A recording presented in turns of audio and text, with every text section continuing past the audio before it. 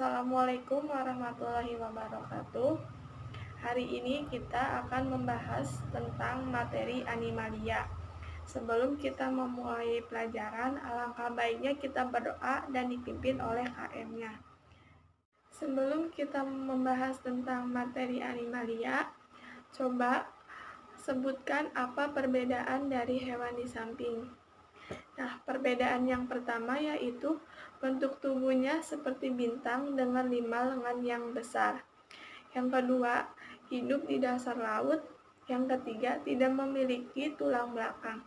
Sedangkan perbedaan dari hewan yang kedua yaitu mempunyai tempurung yang tebal dan hidupnya di air, memiliki tulang belakang. Sekarang kita mulai pembelajarannya ya. Hewan itu memiliki ciri. Yang pertama itu hewan bersifat multiseluler, yaitu memiliki sel banyak. Yang kedua, hewan bersifat eukariot. Yang ketiga, hewan bersifat heterotrof. Heterotrof itu tidak bisa membuat makanannya sendiri dan bergantung pada orang lain. Yang keempat, hewan dapat bergerak aktif. Yang kelima, hewan tidak memiliki dinding sel. Dan pada hewan juga terdapat rongga tubuh atau disebut juga solen. Yang pertama yaitu ada Triploblastic asolemata, yaitu merupakan hewan yang tidak memiliki rongga tubuh di antara pencernaan atau dinding tubuh.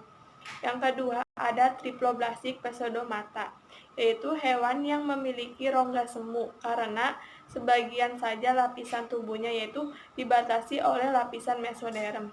Yang ketiga ada Triploblastic solemata, yaitu hewan yang memiliki rongga tubuh yang nyata, seluruh tubuhnya dibatasi lapisan mesoderm.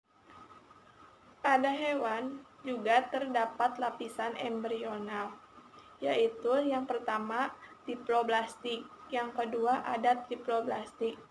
Pada triploblastik yaitu jaringan embrionalnya mengalami spesialisasi menjadi dua, yaitu ektoderm dan endoderm. Sedangkan pada triploblastik itu jaringan embrionalnya mengalami spesialisasi menjadi 3 lapisan, yaitu ektoderm, mesoderm, dan endoderm. Simetri tubuh. Yang pertama yaitu ada asimetri, yaitu hewan yang tidak memiliki pembagian tubuh yang tetap atau sama. Yang kedua ada simetri bilateral, yaitu hewan yang apabila tubuhnya dibagi menjadi dua, melalui pusatnya diperoleh bentuk dan ukuran yang sama. Yang ketiga ada simetri radial, yaitu hewan yang mempunyai bagian tubuh yang tersusun melingkar atau bulat. Nah, sekarang kita mulai pembelajarannya. Animalia itu dibagi menjadi dua. Yang pertama ada hewan invertebrata dan hewan vertebrata. Kita akan membahas yang pertama yaitu hewan invertebrata. Pada hewan invertebrata terbagi menjadi 8 kelas. Yang pertama yaitu ada kelas Porifera, Coelenterata, Annelida, Platyhelminthes, Nemahelminthes, Mollusca, Arthropoda, dan Echinodermata. Kelas yang pertama kita akan membahas tentang Porifera. Porifera yaitu berasal dari bahasa Latin, yaitu porus, lubang kecil, dan free yaitu membawa. Ciri-cirinya yaitu tubuhnya itu memiliki pori dan bersifat diploblastik, yaitu dua lapisan tubuhnya yang menyusun tubuh terdiri dari ektoderm dan endoderm, dan berbentuk seperti tabung, vas bunga, atau mangkuk. Tidak memiliki susunan sel saraf, dan respirasi dan ekskresinya secara difusi melalui permukaan tubuh. Struktur tubuh Porifera yaitu terdapat osculum, sel leher atau disebut juga choanocyte. Tipe saluran Porifera yaitu terdapat 3. Yang pertama ada askon, yang kedua ada sikon, yang ketiga ada leikon. Reproduksi Porifera yaitu terdapat 2. Yang pertama secara vegetatif, yang kedua secara generatif. Secara vegetatif yaitu kuncup yang berbentuk dapat langsung dilepaskan dan dapat bulunya tetap melekat membentuk suatu kelompok besar. Reproduksi aseksual lain dapat terjadi jika kondisi lingkungannya kurang menguntungkan, misalnya yaitu kekeringan atau dingin. Porifera membentuk glemule atau butir benih. Porifera mati, glemule akan keluar dan tumbuh menjadi individu baru. Peranan porifera yaitu dimanfaatkan sebagai alat pembersih atau penggosok alami. Terus, peranan porifera juga yaitu pengisi jok tempat duduk kendaraan yang bermotor. Yang ketiga, Spongia ovovivical yaitu merupakan spons yang biasa digunakan untuk mencuci dan biasanya itu digunakan untuk mencuci piring. Yang terakhir itu ada Spongia atau Hypospongia itu dapat digunakan sebagai spons mandi. Klasifikasi porifera yaitu terdapat pada kelas Salsarea, yaitu contohnya pada Clantarina sp. Rangka tubuh berupa spikula yang tersusun atas zat kapur karbonat CaCO3. Hidupnya itu di air yang dangkal, memiliki tipe saluran air askon, sikon, dan likon. Pada klasifikasi yang kedua, yaitu ada Demospongiae, yaitu contohnya pada Spongilla. Rangkanya itu tersusun dari serabut spongin, zat kalsik atau campuran keduanya. Yang kedua yaitu ada kelas Zoanthera, yaitu istilah Zoanthera itu berasal dari bahasa Yunani yang dari kata soles yang berarti itu rongga dan interon yang berarti usus. Fungsi rongga tubuh Zoanthera itu sebagai alat pencernaan atau gastrovaskuler. Ciri-cirinya yaitu bersifat diploblastik, simetri radial. Habitat Zoanthera itu biasanya berada di laut yang berupa seperti polip atau sesil atau juga medusa. Memiliki tentakel dan penyengat yang disebut juga nematosista.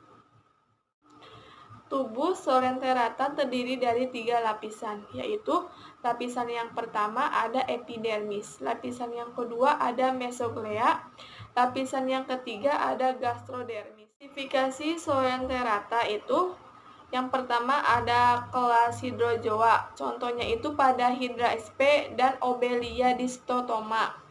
Klasifikasi yang kedua yaitu ada kelas Pipozoa, contohnya itu pada Aurelia aurita.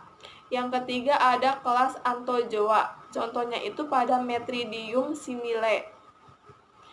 Peranan Zoanthera itu menahan terjadinya abrasi dan habitatnya berbagai biota laut. Beberapa jenis ubur-ubur atau disebut juga jellyfish yang tidak beracun dapat dikonsumsi. Kerangka luar berupa jenis Zoanthera itu dapat digunakan sebagai hiasan akuarium. Reproduksi Zoanthera itu secara vegetatif dan generatif. Yang ketiga ada kelas Platyhelminthes.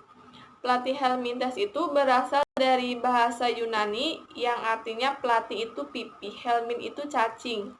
Ciri-cirinya itu diploblastik azolemata, simetri bilateral, tidak memiliki rongga tubuh atau azolemata. Nah, sistem pencernaannya juga belum sempurna, tidak memiliki sistem saraf, dan tubuhnya beruas, tidak ruas tergantung kelas. Nah, struktur tubuh Platyhelminthes itu terdapat beberapa bagian. Nah, sekarang reproduksi Platyhelminthes. Reproduksi Platyhelminthes itu ada 2. Yang pertama itu ada aseksual dan seksual. Yang pertama, aseksual itu melakukan fragmentasi, yaitu membelah bagian potongan, mengalami regenerasi dan menjadi individu baru. Sedangkan yang seksual, fertilisasi itu terjadi di fertilasi di dalam tubuh. Klasifikasi Platyhelminthes yang pertama yaitu ada klasifikasi kelas Turbeneria atau cacing bulu. Contohnya itu pada Planaria sp. Yang kedua yaitu ada kelas Cestotoda yaitu pada cacing pita. Contohnya itu pada Taenia siginata dan Taenia solium. Peranan Platyhelminthes pada umumnya, Platyhelminthes itu merugikan sebab parasit pada manusia. maupun hewan, kecuali planaria. Planaria dapat dimanfaatkan sebagai makanan ikan. Yang keempat ada kelas Nemahelminthes.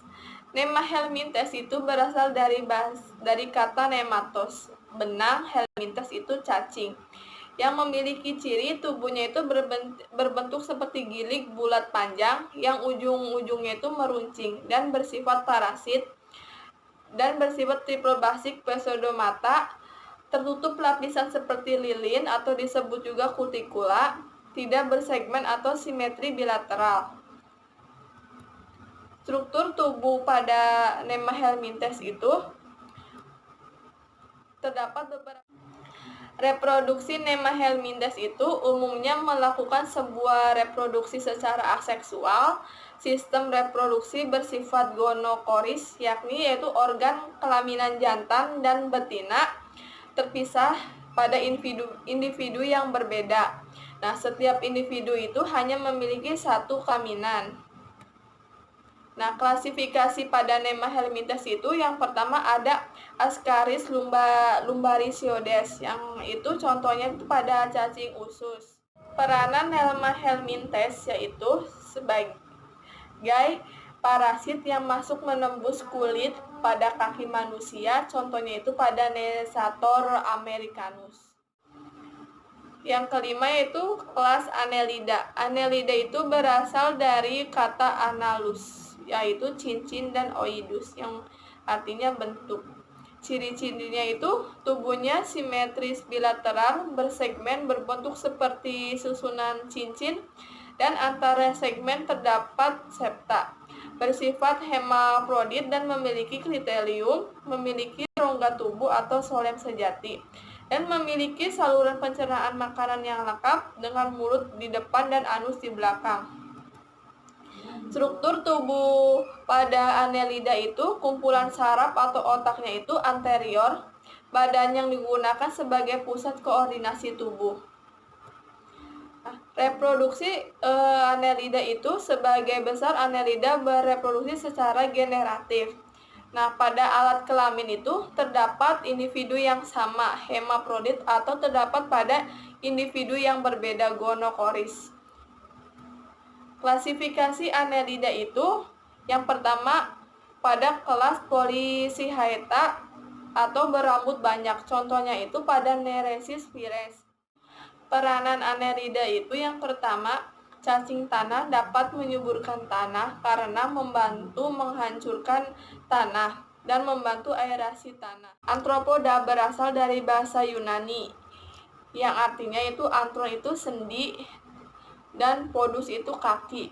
Merupakan hewan tak bertulang yang memiliki tubuh berruas-ruas dan atau bersegmen kaki yang bersendi. Ciri-ciri dari anthropoda itu memiliki rangka luar yang tersusun dari kitin. Jumlah kaki mengalami modifikasi sesuai dengan kelasnya. Beberapa bagian sepal dapat bersatu. Nah, struktur tubuh anthropoda itu, karena anthropoda itu untuk dimakan, misalnya itu pada laron, gangsir, dan tempayak.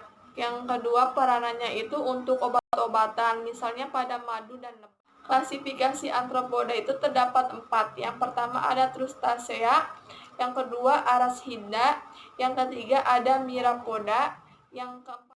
Reproduksi anthropoda itu umumnya itu terjadi secara seksual. Selanjutnya yaitu moluska. Moluska berasal dari bahasa Latin yaitu molus yang artinya lunak. Jadi filum moluska itu adalah kelompok hewan invertebrata yang memiliki tubuh lunak. Contohnya itu habitatnya di laut, air tawar, dan darat. Tubuhnya itu terdiri dari beberapa bagian yaitu kepala, kaki, massa fiskal atau tubuh lunak, dan mantel. Struktur tubuh pada moluska itu pada bagiannya itu terdiri dari kaki, visceral, dan mantel. Reproduksi pada moluska yaitu moluska itu bereproduksi secara seksual. Umumnya itu gonokoris, organ kelamin jantan dengan betina terdapat. Yang terakhir yaitu kelas Echinodermata. Echinodermata itu berasal dari kata echinos yang artinya duri, derma itu yang artinya kulit, yang memiliki ciri-ciri berkulit duri, seluruh permukaan tubuhnya tertutup perangkap kapur berduri, dan habitatnya itu di laut. Pergerakan menggunakannya kaki tabung, tubuh simetri radial, dan bentuk tubuhnya itu simetri bilateral pada waktu larva dan simetris radial setelah menjadi dewasa. Struktur tubuh pada Echinodermata itu